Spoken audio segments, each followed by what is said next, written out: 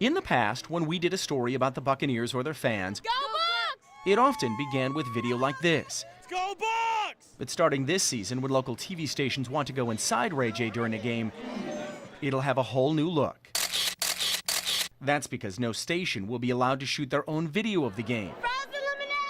And no station will even be allowed to shoot their own video of fans watching the game. First down, Tampa Bay. It is a new NFL policy that affects local TV stations but does not affect newspapers.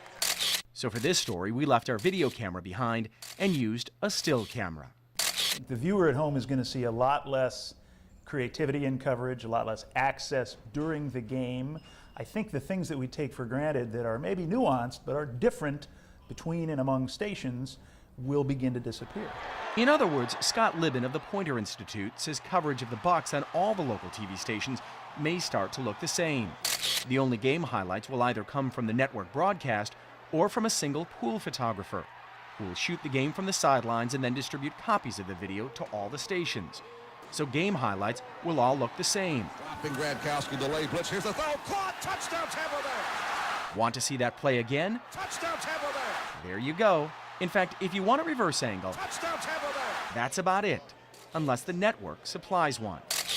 The Radio TV News Directors Association says the ban is a violation of free speech and freedom of access to a public facility.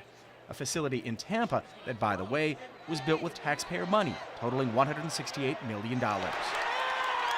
So why the new policy? The NFL cites sideline safety. From cheerleaders to the media, to our equipment people, trainers, coaches, players. I mean, there's so many people down there. I think that's been a big problem where it's really gotten to a level where it's kind of gotten a little bit out of control with the amount of people on the sidelines now at our games.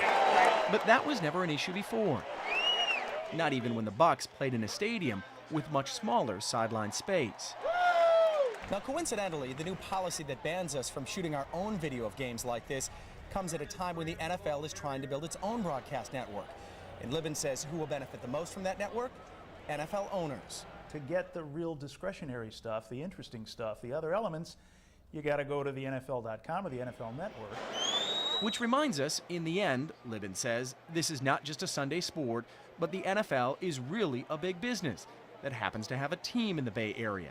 And now, tighter restrictions on what you, the fan, get to see.